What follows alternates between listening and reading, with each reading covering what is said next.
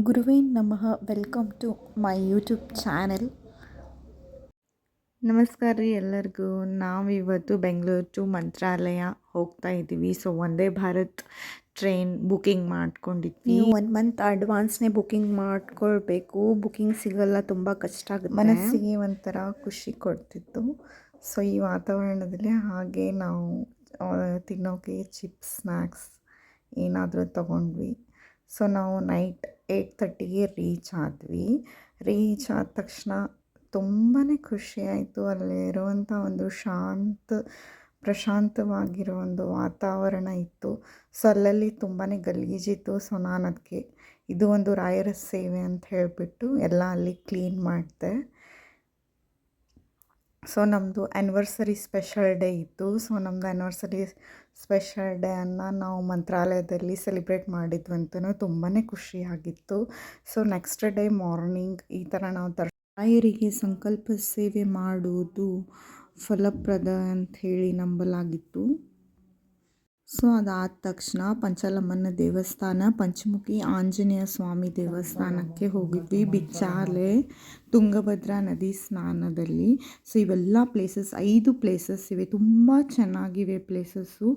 So ನಾವು ಅಲ್ಲಿ ಪ್ಲೇಸಸ್ಗೆ ಹೋಗಿಬಿಟ್ಟು ವಿಸಿಟ್ ಮಾಡಿದ್ವಿ. ಸೊ ಇಲ್ಲಿ ರಾಯರು ತಪಸ್ಸು 12 ವರ್ಷಗಳ ಕಾಲ ತಪಸ್ಸು ಮಾಡಿದ್ರಂತೆ ಇದು ಮರದ ಕೆಳಗಡೆ. ಸೊ ಮಂತ್ರಾಲಯದ ಪಕ್ಕದಲ್ಲಿನೇ ತುಂಗಭದ್ರಾ ನದಿ ಸ್ನಾನ ಘಟ್ಟ ಇದೆ. ಇಲ್ಲಿ ಸ್ನಾನ ಮಾಡೋದ್ರಿಂದ ಅತ್ಯಂತ ಪುಣ್ಯದಾಯಕ ಎಂದು ಹೇಳ್ಬೋದು. ನಾವು ಇಲ್ಲಿ ಬೋಟಿಂಗ್ ಕೂಡ ಮಾಡಿದ್ವಿ. ಇದು ಬೃಂದಾವನ. ಮಂತ್ರಾಲಯದ ಅತ್ಯಂತ ಪ್ರಮುಖ ಶ್ರೀ ಗುರು ರಾಘವೇಂದ್ರ ಸ್ವಾಮಿಗಳು ಸಶರೀರವಾಗಿ ಈ ಬೃಂದಾವನಸ್ಥರ ಪವಿತ್ರ ಸ್ಥಳವಿದು. ಸಾವಿರಾರು ಭಕ್ತರು ಇಲ್ಲಿ ಬಂದು ರಾಯರ ದರ್ಶನವನ್ನು ಪಡೆದು ಅವರು ಇಲ್ಲಿ ಅದೃಶ್ಯ ರೂಪದಲ್ಲಿ ನೆಲೆಸಿದ್ದಾರೆ. 700 ವರ್ಷಗಳ ಕಾಲ ಬೃಂದಾವನದಲ್ಲಿ ಸಚೇತನರಾಗಿ ಇರುತ್ತಾರೆ. ಭಕ್ತರ ಅಚಲ ವಿಶ್ವಾಸ ಇಲ್ಲಿದೆ. ಮತ್ತು ಈ ಸಾಯಂಕಾಲ ಇದು ಪಲ್ಲಕ್ಕಿ ಸೇವೆ ಇರುತ್ತೆ. ಈ ಪಲ್ಲಕ್ಕಿ ಸೇವೆಯಲ್ಲಿ ನಾವು ಕೂಡ ಭಾಗಿಯಾಗಿರುವುದು ತುಂಬಾ ಖುಷಿ ಕೊಡ್ತು. ಇದು ರಾಘವೇಂದ್ರ ಸ್ವಾಮಿಗಳ ತಮ್ಮ ಭಕ್ತರ ಕಷ್ಟಗಳನ್ನು ನೀಗಿಸುವ ಕಲ್ಪವೃಕ್ಷ ಮತ್ತು ಕಾಮಧೇನು ಎಂದು ಪ್ರಸಿದ್ಧರಾದರು.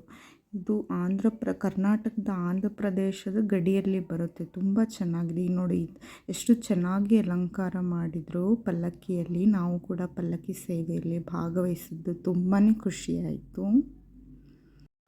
ರಾತ್ರಿ ಅನ್ನದಾಸೋಹದಲ್ಲಿ ಅನ್ನಪ್ರಸಾದವನ್ನು ಸೇವಿಸಿ ಹೊರಗಡೆ ಈ ಥರ ಲೈವ್ ಆಗಿ ದರ್ಶನವೂ ಕೂಡ ಸಿಕ್ಕಿತು ನಮಗೆ. ನಾವು ಅಲ್ಲಿ ಹೋಗಿ 2-3 ಸಾರಿ ದರ್ಶನ ತಗೊಂಡ್ವಿ. ತುಂಬಾ ಮನಸ್ಸಿಗೆ ಸಂತೋಷ ಆಯಿತು.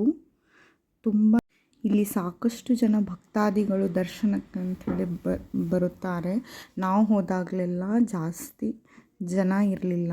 ಬೇಗನೆ ದರ್ಶನ ಆಯಿತು. ಅದು ನಮಗೆ ತುಂಬಾ ಖುಷಿಯಾಯಿತು.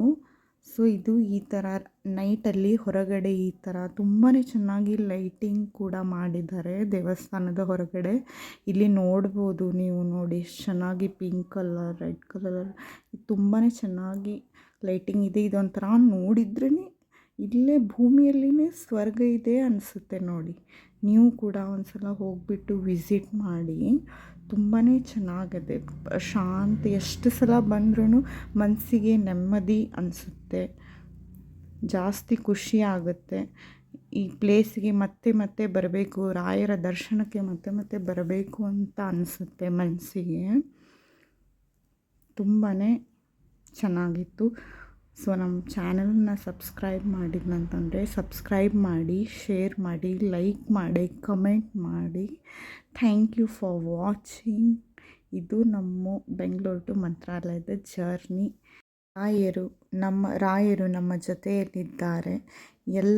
ಎಲ್ಲ ಜನಗಳ ಕಷ್ಟಗಳನ್ನು ದೂರ ಮಾಡಿ ಸುಖವನ್ನು ಅವರ ಜೀವನದಲ್ಲಿ ಬರಲಿ ಅಂತ ಹಾರೈಸ್ತೇನೆ. Thank you so much for watching. ಶ್ರೀ ಗುರುವೇ ನಮಃ.